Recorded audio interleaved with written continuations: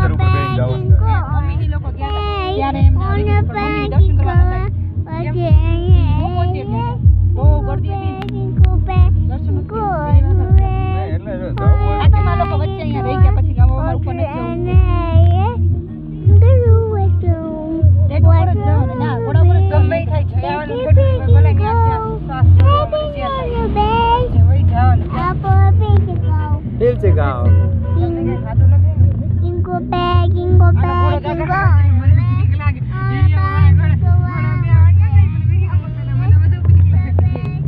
એટલે એમાં એવું છે જો કોઈ હળી કરવા વાળો ન હોય તો મને ઘોડા ઉપર બેસવું મને કોઈ તકલીફ નથી પણ ત્યાં જે છે ને તને કોઈ બધી આળવેતરી ભાગ છે બરાબર છે અને એ મને એમ કે લગનમાં ઘોડું લઈને આવજો બરાબર છે લખન બધા કેવી આળવેતરી લગન નથી હા એમ